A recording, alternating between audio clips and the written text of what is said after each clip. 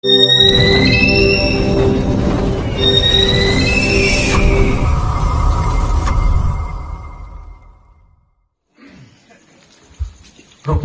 ada sebuah hadis riwayat Al-Baihaqi. Beliau berkata bahwa kana Nabi sallallahu alaihi wasallam yazur syuhada bi Uhud fi kulli haul. Bahwa Nabi setiap tahun ziarah di Uhud. Di situ hadisnya mengatakan fi kulli haul, setiap 6 tahun.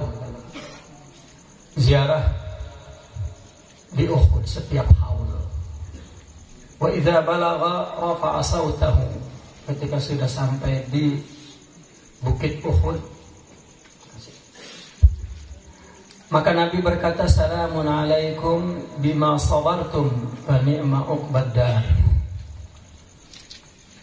Keselamatan atas kalian disebabkan apa yang telah kalian sabar dahulu di dunia, dan sekarang engkau berada di sebaik-baiknya tempat tinggal.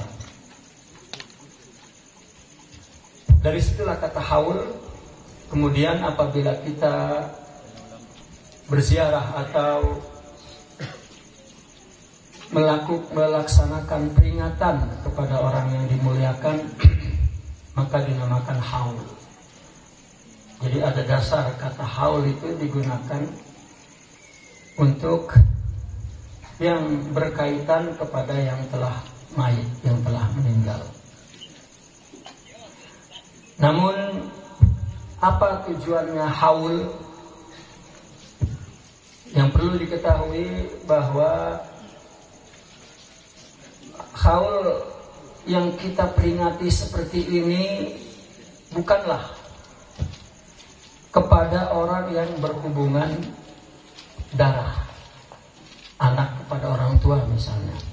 Tetapi haul yang kita peringati besar seperti ini adalah hubungan rohani. Apakah itu anaknya atau gurunya, atau artinya jika seorang anak mau mendoakan, mau mengirimkan hadiah Fatihah kepada orang tuanya, ya silahkan dilakukan masing-masing di rumah masing-masing,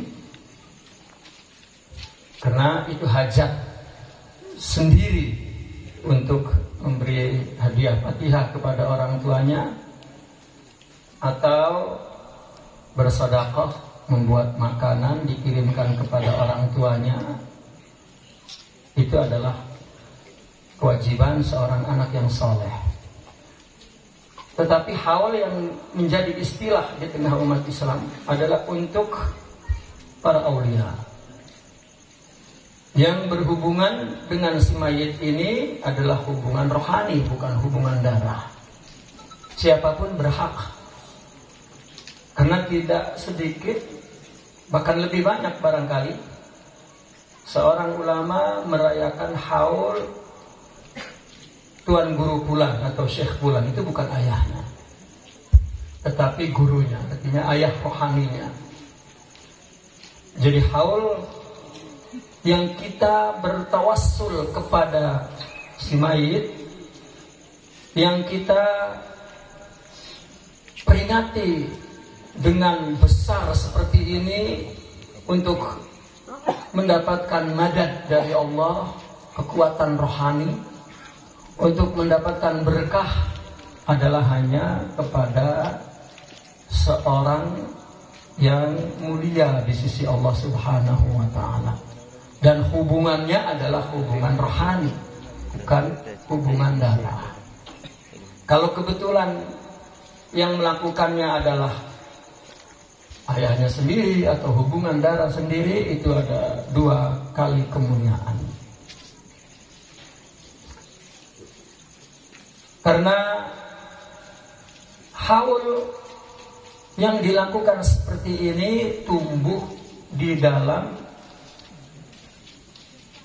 komunitas atau masyarakat atau kelompok thariqat. Tumbuh di situ, bukan tumbuh di dalam komunitas fuqaha atau mutakalimin, bukan, tetapi sufiyin. Karena berkaitannya dengan iqtida, istimdad, dan at-tabarruk. Kaitannya dengan qudwah, kaitannya dengan madad, dan kaitannya dengan mengambil berkah. Berabad-abad hanya yang melakukan seperti ini adalah dalam komunitas ahli sufi, ahli tasawuf. Mungkin kalau ulama lain dia mengikuti nas, orang yang wafat sudah. Ya, tetapi ulama tarikat tidak. Lalu apa kedudukan haul di dalam tarikat? Maka natul haul fi tariqati atau fi tariqi tasawuf kaman hajin amaliyin far'iyyin. Jadi di dalam tarikat itu ada manhaj, ada metoda. Nah, saya sedikit ingin mengajak para hadirin hadirat untuk mengenal istilahat mu'tabarah di dalam tarikat. Kita mendengar dua istilah yang disebutkan kepada madrasah ini. Pertama, ada menyebutkan tariq, ada kemudian tariqah. Tariq, istilah ini lahir lebih dulu dari tariqah. Tariq pada awal abad pertama sudah ada istilah tariq. Namun tariqah baru ada di abad kelima, ke-6. Secara bahasa tariq adalah sifat, adapun tariqah adalah isim. Di dalam sorof wazan fa'il, kalau diberi ta marbutah fa'ilah, maka berubah dari sifat menjadi isim. Tariq,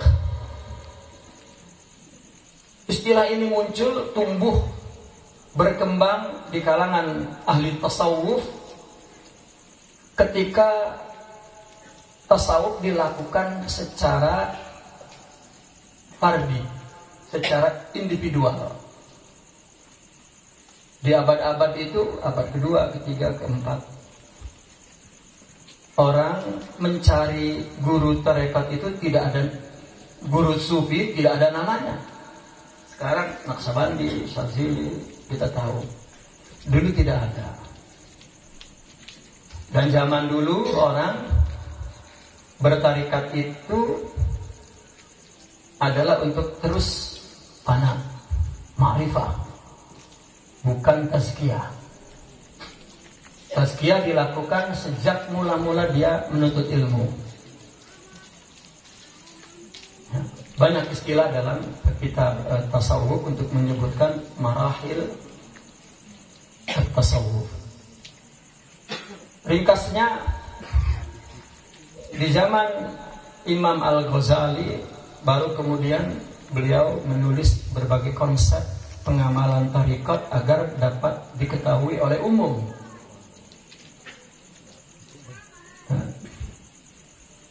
Dan orang sufi dulu disebut ahli amal. Makanya Imam Abu Hanifah An-Nu'man punya murid dua yang paling hebat. Pertama Abu Yusuf, kedua Syekh Daud At-Ta'i. Ketika dua muridnya ini telah menjadi alim, maka Imam Abu Hanifah berkata kepada muridnya Syekh Daud At-Ta'i, "Ya Daud, hana waktul amal, idhab ila Hubaibil Ajami atau Habibil Ajami." Sekarang waktunya beramal, silakan kamu datang berguru kepada Hubaybil Ajami. Pada saat itu disebut thariqut tasawuf. Thariq adalah identik dengan perilaku, adab, sifat-sifat mulia, akhlak. Dikenal orang-orang sufi hidupnya elit, penuh etika.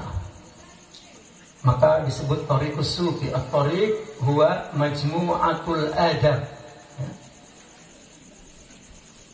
kumpulan etika yang dilakukan oleh segolongan orang yang disebut tasawuf ila akhirnya. Kalau sekarang kita sebut thariq ini seperti program.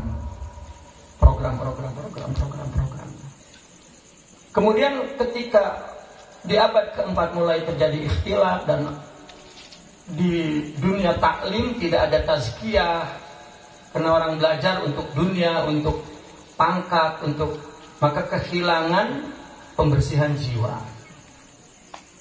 Maka orang apabila sudah belajar tidak lagi mencari guru untuk ma'rifat. Pada saat itulah Syekh Sultanul Aulia Abdul Qadir Al-Jilani menjadikan thariq ini sebuah manhaj, metode. Mulai dibuka secara kolektif, bukan hanya individu. Dulu mungkin orang guru tidak mencari murid, dalam arti tidak ada mereknya untuk diketahui oleh orang. Orang-orang yang memang ingin Allah datang kepada mereka. Dan tidak mudah. Orang dulu mau baiat terkadang ditolak. Ya. Tapi terus datang lagi, ditolak, datang lagi, ditolak, datang lagi, ditolak, datang lagi, ditolak, datang lagi, sampai berhasil. Sekarang mungkin ditolak sekali langsung kabur. Ya, karena tidak tahu bahwa yang diambil itu mutiara. Dia tidak tahu itu mutiara. Dianggapnya kue bolu. Nggak dapat, udah nyari lagi kue bolu yang lain. Nah, itu karena dia tidak tahu tasawuf itu apa. Ya. Maka metodenya dibuka secara umum, maka berubah menjadi nama thariqah. Nah, karena ini sebuah metode yang seperti yang kita kenal sekarang, thariqat ini, maka akhirnya ada madrasahnya dan perlu nama. Akhirnya timbullah nama-nama seperti sekarang. Yang ingin saya terangkan, haul dahulunya atau di Arab sampai hari ini tidak disebut haul, tetapi disebut maulid. Meskipun yang dirayakannya adalah haul gurunya, tapi namanya maulid. Karena orang sufi sudah membuat istilah maulid, sehingga haul dikiaskan kepada maulid. Nah, mereka merayakan haul gurunya, ya disebut perayaannya maulid saja. Karena umumnya yang dibacakan maulid. Kenapa demikian? Meskipun merayakan gurunya, madad yang dia ambil, berkah yang dia ambil, qudwah yang dia tiru, pada hakikatnya adalah kepada Rasulullah SAW. Namun beruntung kita di Nusantara, Allah telah mengilhami ulama-ulama dengan istilah haul. Ya, dengan berbagai argumentasi, baik secara bahasa atau dalil, bahwa ada istilah haul dalam kita, dan rupanya lebih menjadi masyhur. Haul ini di dalam thariqat sebuah manhaj far'i. Kita tahu dalam thariqat, kalau umpama di madrasah ada kurikulum dasar, ada atau ekstra kurikulum, ya istilahnya begitu. Kurikulum yang asas, ada kurikulum yang sifatnya tambahan.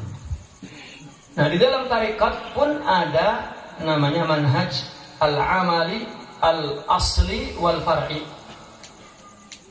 Manhaj utamanya, kurikulum utamanya di dalam tarekat itu adalah zikir, suhbah, mujahadatun nafas, atau khalwah, suluk, atau muzakarah, berkonsultasi kepada syekh murabbi. Itu yang asli, yang asas. Nah, yang far'inya antara lain adalah haul, maulid, apalagi al-awrad wal ahzab, membaca wirid, membaca hizib, membaca wazifah, membaca rawatib. Hanya ulama sufi yang menggubah ya, sejumlah doa-doa, ribuan, ratusan ribu doa yang mereka namakan wazifah, hizib, wirid, rawatib, dan lain sebagainya. Sehingga setiap ahli thariq dia akan membaca hizib kutubnya, hizib mursyidnya, doa-doa yang digubah oleh gurunya. Jadi itu manhaj yang far'inya, aurat, wirid, doa-doa lah, zikir-zikir. Kemudian maulid atau haul di dalamnya. Yang ketiga apa? Qasaid, qasidah. Saya punya buku kumpulan qasidah dari abad ke abad yang digubah oleh orang sufi. Isinya memuji Allah, memuji Rasul, dan nasihat-nasihat rohani, baik tentang tarikat, tentang hakikat, tentang ma'rifat, digubah dalam qasidah dan sering dilantunkan oleh orang-orang sufi sebagai nasihat untuk dirinya. Ya, itu bagian daripada tarbiyah. Karena berqasidah bukan bernyanyi seperti artis, tetapi kita mengingat Allah, menumbuhkan cinta kepada Rasulullah, dan mendengarkan pengalaman, nasihat yang dituangkan oleh para aulia dalam bentuk qasidah, agar ringan atau agar sesuai dengan jiwa kita yang rendah. Karena kalau kita baca Quran, tinggi sekali rohaninya, adabnya tidak sampai, kandungannya begitu tinggi, direndahkan oleh orang-orang sufi, digubah dalam bentuk lain, dalam narasi lain yang sejajar dengan rohani kita. Maka boleh jadi orang timbul kesadaran dengan qasidah, bukan dengan Quran. Dan itu juga merupakan manhaj far'i daripada orang sufi dalam tarikat. Jadi haul ini penting kedudukannya di dalam tasawuf, lil istimdad, lil tabarruk, untuk mendapatkan madad, menumbuhkan emosional. Kalau manhaj yang asli menumbuhkan ruhiyah, tapi kalau manhaj yang far'i menumbuhkan awatif, ya, emosional, tumbuh cinta kepada Rasulullah SAW, kepada para aulia, dan dengan tumbuh cinta itu maka Allah akan memberikan cahaya ke dalam hati kita. Meskipun ada ungkapan-ungkapan tabi'in atau para ulama, kenapa kita mesti membicarakan kebaikan untuk dicontoh? Kebaikan untuk dicontoh dari para aulia, karena ada perkataan beberapa ulama, ada yang dikatakan dari tabi'in, ya, ada yang dari sahabat, ada yang dari ulama. Seperti yang dikatakan oleh Abdullah bin Mas'ud, katanya, ala la yuqallidanna rajulun rajulan dinah, fa in amin amin, wa in kafar kafar, fa in kana muqallidan la mahala, fal yuqallidil mayyita wa yatrukul hayy, fa innal hayy la tu'man alaihi fitnah. Ada lagi, man arada an yaqtadiya fal yaqtadi biman mat, fa innal hayya la tu'man alaihi fitnah. Kalau kita mau membicarakan kebaikan sebagai qudwah, yang aman dan selamat kebaikan orang yang sudah mati. Karena sudah tidak ada lagi ujian-ujian, musibah-musibah, fitnah-fitnah dosa yang dilakukan, sudah aman. Kebaikannya jelas dan dapat kita kenang, maka haul adalah untuk mendapatkan itu. Ya. Katanya kalau yang masih hidup, masih mendapatkan fitnah, ujian dari Allah, belum aman. Itu sebab haul sangat penting kita mengambil madad rohani dari mereka para kekasih Allah Subhanahu wa taala. Jadi intinya haul itu di dalam tarekat manhaj far'i. Maka sebagian, bukan sebagian, sebagian besar orang-orang tarekat apabila haul dia membaca zikir-zikir, berqasidah atau membaca maulid, karena kumpulan manhaj far'i sengaja dilakukan oleh para murabbi untuk menumbuhkan ghirah, untuk menumbuhkan awatif emosional rohani yang tinggi, agar kita mendapatkan madad dari Allah Subhanahu wa ta'ala. Oleh karena itu, kita sebagai salikin apabila mendengar haul ada rasa gembira, ada rasa suka, ada rasa bahagia. Ya, karena haul adalah umpama Id, hari kegembiraan, hari keberkahan bagi para salikin, bagi para ruhaniyin, mereka yang ingin mendapatkan madad Rasulullah, akhlak Rasulullah sallallahu alaihi wasallam. Barangkali itu secara ringkas tentang haul. Dan di dunia ini orang-orang tarikat saja yang merayakan haul seperti ini, dan hubungan mereka lebih kepada hubungan rohani, silsilah ruhiyah antara orang yang kita hauli dan yang hadir di sini. Hadirin muslimin muslimat yang berbahagia, itulah sedikit menyentuh tentang babul haul.